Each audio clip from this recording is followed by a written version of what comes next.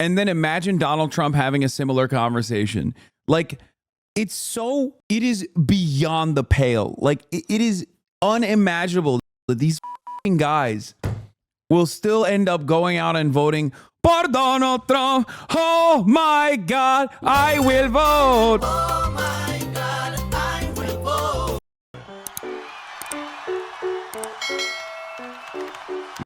All right, let's get back to Tim Walz in a room with undecided voters. Can he win them over? There you go. Hey. Hi, Dad. I want to introduce you to some voters right here. Hi, Tim Walz. I'm here in Erie, Pennsylvania, where we've organized a sit-down with Governor Tim Walz. That's great. Hi, everybody. Good to see you all. And undecided working-class voters. Appreciate it. Thanks for taking time out. Grab a seat. I am a registered Republican, and I did vote for Trump the last election. I'm pretty mixed on it, to be completely honest. And I did vote for Donald Trump in 2020.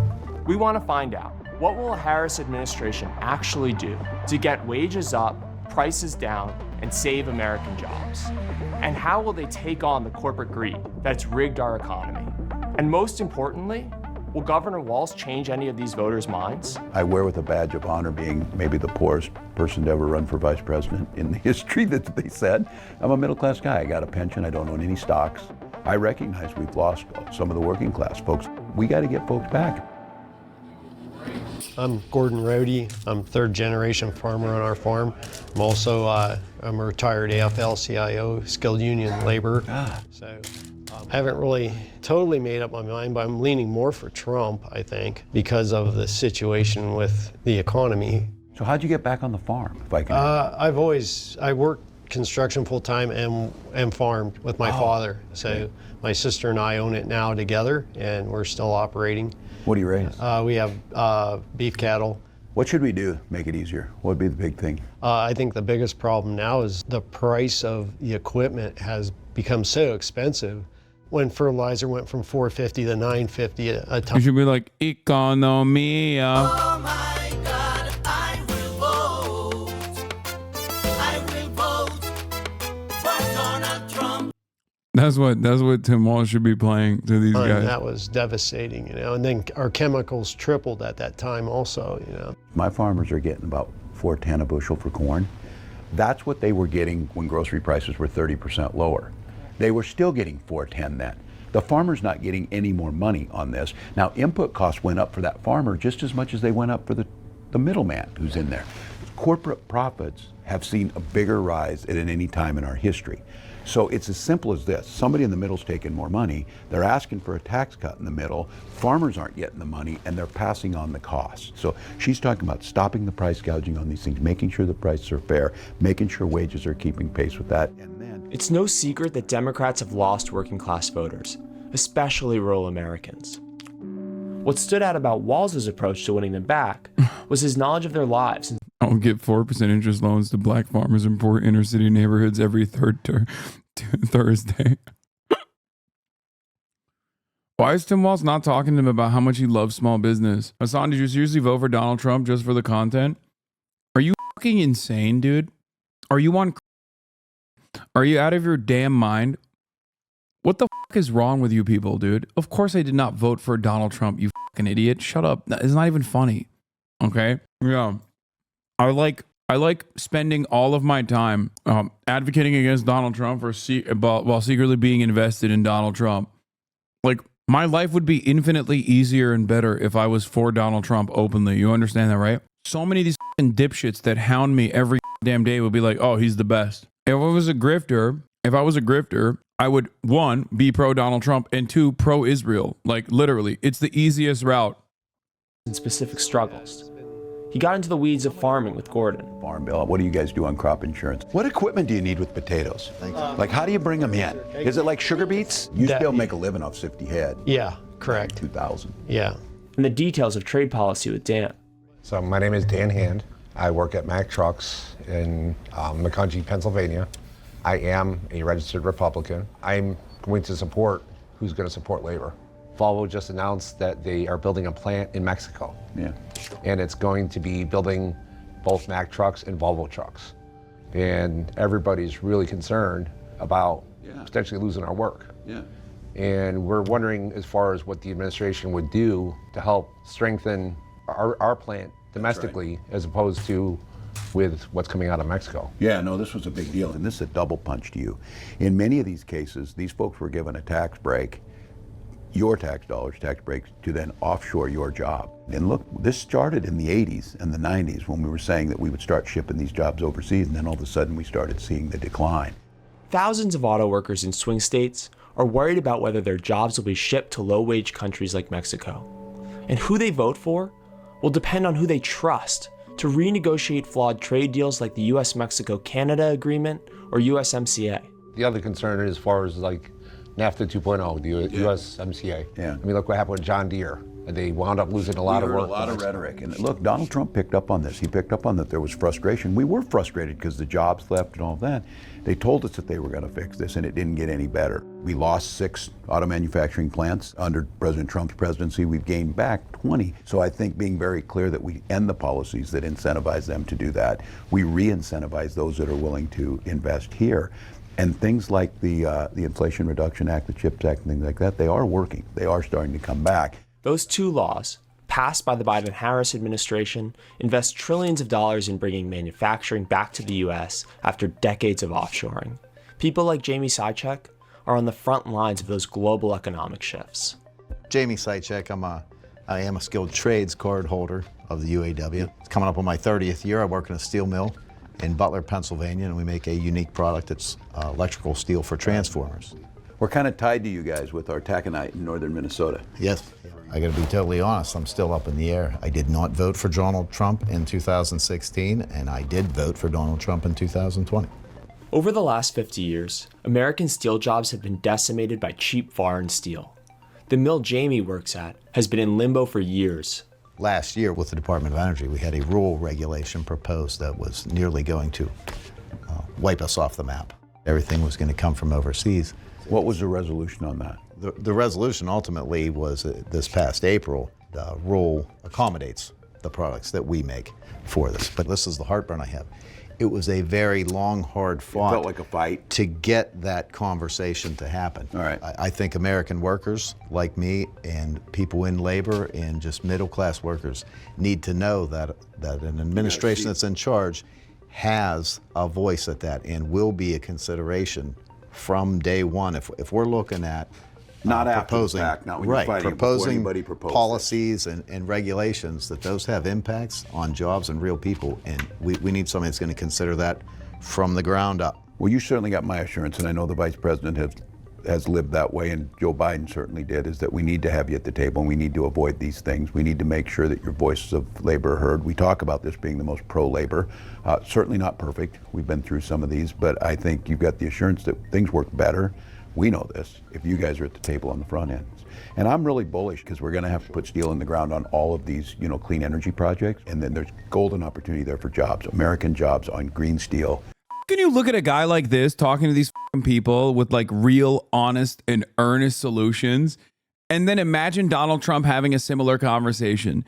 Like, it is beyond the pale. Like, it is unimaginable that these guys will still end up going out and voting for Donald Trump. Oh my God, I will vote. Oh my God, I will vote. I will vote. I will vote for Donald Trump. The people go out to vote, no fear, no more. Like, that's what they say. That's what they say. What is happening? What is happening in this fucking country, dude? Like, for me, especially if, like, Israel, Gaza, Lebanon, if this is not even a point of contention, not a point of consideration for you, that you don't have any sort of like moral issue with that, like, it's not even a question. Like, it doesn't make any fucking sense. If you don't give a fuck about immigrants, for example, because both parties are pretty right wing on that, and it's like one is marginally right, the other is like perma right, concentration camps. Like, there is no question. It does not make any dang sense. Okay? It literally doesn't make any sense to me. I look at my fellow Americans, and I know for a fact that they don't give a fuck. They don't give a fuck, a single shred of a fuck about Gaza. And they still are like, I don't know, maybe I like Maybe I like Donald Trump. I don't understand it. I don't understand it. Trump. The people go out to vote, no fear no more. Vote for Trump. Let's go. Vote for Trump. Is it because of the song? Is it honestly because of the song? Is that what it is? They hear the song and they go, oh my God, I will vote. I will vote for Donald Trump. It doesn't make sense. I'm not a raging conservative. But like, I don't get it. I don't get it. Even if you're a fucking raging conservative, like, you have the capability of looking at a situation where one guy is quite literally a fucking billionaire fail son who has bankrupted his businesses 6 times. And the other party is like, hey, you want all the racist shit? Like, we'll do some of it. Please vote for us. And you're still like, I don't know. I think I'm going to go with the billionaire fail son who very clearly does not give a fuck about me. It's so stupid. It makes me mad. You know, clean energy, American energy production. Sustainable and jobs for sustainable. generations. You know, I'm 3rd generation in my plant. My dad, my grandfather worked there. There should be jobs there for 3 or 4 generations to And come. I think you're right. You're thinking about your kids. What are jobs are they going to do? And then couple it with how they're going to buy a house. I don't want them coming out of school with debt. I want them having a skill and something to do. We're really pushing it. I know the Vice President's pushing it, this idea of skills, more apprenticeship programs, more opportunities to get in, build a stronger economy. They'll be thriving. Vice President mentioned addressing the price gouging. A lot of people are struggling buying just basic everyday needs. I mean, I know she was saying that she's going to attack the price gouging, but how exactly? When we're talking price gouging, it's a fairness in the market. And I just give a couple examples of this. The one is we saw the hurricane coming and all of a sudden airline tickets went up in Florida or whatever. That's not free market. That's unethical. Look, I'm not against anybody being successful. I want them to be successful. But they shouldn't be making insane amounts while they're jamming the price on that, especially on things you need to get. I talk about the last one I give you the example of is insulin. In Minnesota, they were charging for that little vial of insulin a month's worth, they were charging $800. We capped it at $35. Now people are saying, well, how's the company gonna make money? It costs $5 to make it. So 37 states already have these policies in, but we don't have a federal ban on doing this that can stop some of that. That's the initial hit on that. But the biggest thing is making sure wages are keeping pace with it, making sure that your taxes are going lower, making sure that healthcare prices aren't going up. Okay. So Steelers gonna win it? Is that the word? I'm just curious. Look, I will admit this. I thought I was smart. I thought I was smarter than Mike Tomlin.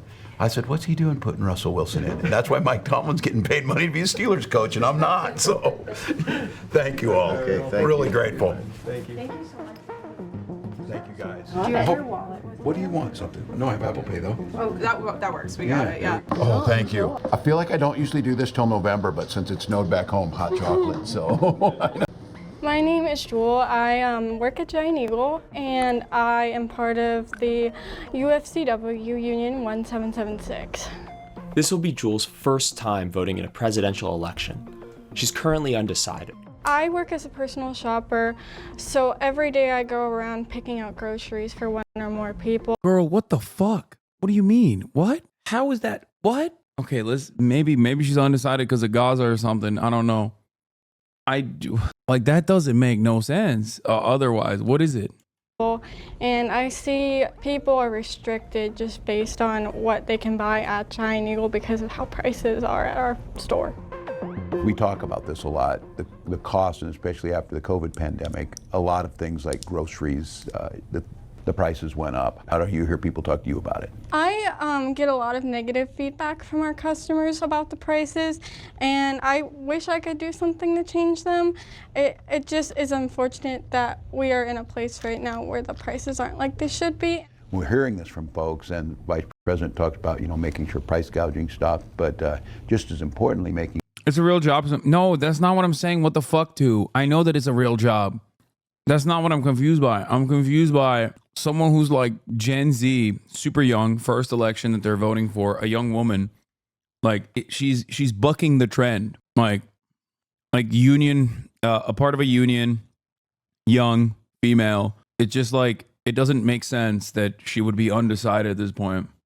making sure that taxes are fair for you rather than... Unless she's like, I'm a Maoist and I really don't know who will uphold the revolutionary tenets of Marxist Leninist Maoism. Like, I'm a Maoist third worldist, and I'm kind of undecided on which of the two candidates is going to step aside and let the revolutionary potential of the third world manifest in ways that are beneficial for the demise, in ways that will accelerate the demise of America. KKK. I would like to. All Gen Z isn't leftist, bro. What the fuck are you talking about, dude? That's not my expectation at all.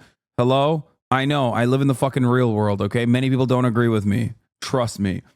If we're talking Gen Z, actually, I know, okay? Andrew Tate, Aiden Ross have more Gen Z fans than I do, okay? Know, how does your administration plan to implement less taxes on wages and overtime? Yeah, and making sure the vice president put out a proposal that 100 million Americans will receive a tax cut. If you're making less than $400,000 a year, which is pretty much everybody I know, your taxes won't go up. And I think we've been very clear on this. We're targeting our tax cuts and our tax relief by asking the folks that are at the top to pay their fair share. Folks that are making tens of millions, many times they pay a much smaller percentage, if anything, on federal tax because they have ways. And I think what we're saying is it should just be fair. They should pay their fair share, and we should make sure the burden doesn't fall on this. Yeah, I agree. Yeah. If you were sick on a day, can you get off work? Yes. You get paid for it? I do not believe so, no. Yeah, so those are the types of things, like in Minnesota we did it, the vice president's talking about this, because it's hard. Like, you think right now if you got sick for a week, how do you pay the bills then? Yeah. If you can't get paid. So we're talking about, for workers, making sure those proposals are out there. Are those types of things that make a difference, like when you hear on voting? Yes. Yeah. Yes, I would definitely say so. Healthcare or women's reproductive rights and things. Damn it, it's outed. Kaya Piker has voted early for Donald Trump. It's true. According to this, I made some assumptions about her background. She has about an 80% chance of being a Harris voter. Yeah, dude. She's fucking Gen Z woman. She's a Gen Z woman in a union. Like, it doesn't make any fucking sense. Statistically speaking, her being an undecided voter at this stage is so wild to me. I can ask, and feel free to answer however you're comfortable with on there. How do you? Of course, Libophonics has his link handy. Yes, Libophonics has this fucking link handy specifically so that he can analyze all of the people that he encounters throughout the day. He's like, let me see what the statistical likelihood that this person is a Kamala Harris voter. That's why he has it handy.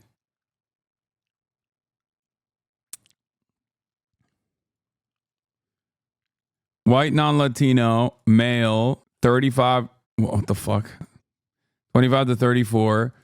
Let's say Muslim, California, city, straight, college graduate. My chances of voting for a candidate is 80% Harris, 20% Trump. Okay. You're not white. I'm okay. Other ethnicity, 86%. Change to Miami, Florida. Damn. Dude, it's this. That's what changes it. Education being high school dramatically changes it. Agnostic. Damn. Let's see, gay, lesbian. Boom. Changed again. Damn. Bisexuals for Trump. Damn. Still bisexual white Latinos for Trump. I have 84 Harris to 16 Trump as a Hispanic in the Sun Belt. No reason to go bi, but rural. Truth bomb. Trump is the bi representation we need. I've been saying that. You see that as that discussion's happening? Like, whereas abortions happen, I feel like they are justified as long as it's not being taken advantage of. And I just believe that should be there for medically necessary needs. No, and I thank you for trusting me with the answer, because I said this is one that, and I would just say how I feel and how the vice president feels. We feel very strongly that that's your decision, that you should have the freedom to do that with your doctor. Yes. What? No trans option? Yes, because like if they're looking at only Trump or Harris voters, it's 99.9% voting for Harris. And then like it's 8 total trans people. Every single one of them has like a conservative contract to be a talking person for the conservative movement in America that is not voting for Kamala Harris. Actually, fuck it. Even Blair White probably is secretly voting for Kamala Harris. It's just one person. Caitlyn Jenner is the only trans woman in the United States of America that's like actually voting for Donald Trump. Well, the first vote, are you excited about it? I am very excited about it. It matters, right? Yes. And so, well, I hope that the vice president and I can earn your vote. After our swing voters talked to Walz, we wanted to know, did he change their minds?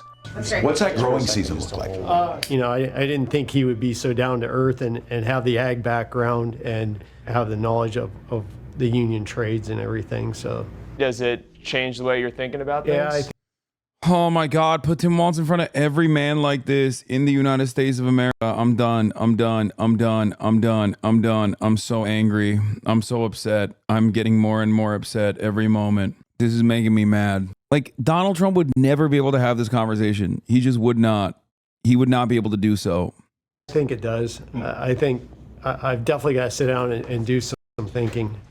I have a lot more faith in this Harris and Walz administration's outlook for us. I'm mad that they picked him as VP. No, I'm mad that they didn't fucking utilize him more. I'm mad that they didn't utilize him more. I'm also mad that he can't be president. That's what I'm mad about. So it's given me a lot more to think about. I'll be totally honest. Jewel had to take off for her shift at work, so we called her later to get her take on the conversation. Are there any moments that stuck out for you? Well, I liked that he asked me about my opinion on abortion. It just really helped me decide kind of who I maybe want to vote for. It just kind of helped my opinion in that way. And so I know you went in undecided. What's your feeling coming out of the conversation? I definitely feel like he was just so genuine, and he was definitely like good answering my questions. So I just feel like I can definitely lean towards that administration. Having more so labor-friendly people in the NLRB is a huge thing. And I've seen some things swinging in a positive way.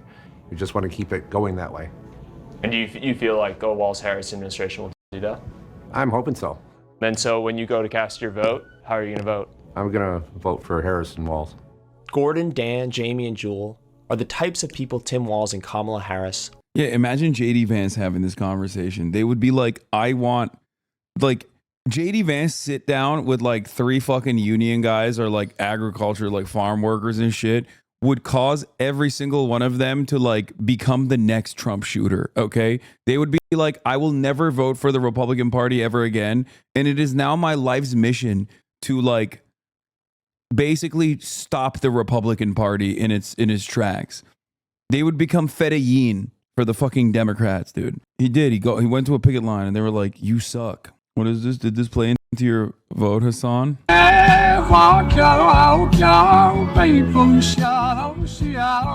It did. Dude, remember what they had. Like, this is something that you guys have to remember. You have to remember the love they felt for one another. Remember the feelings that they had for one another. The enemies, the lovers arc that unfolded in front of our eyes. It's like, it was incredible, and then we took it away from them.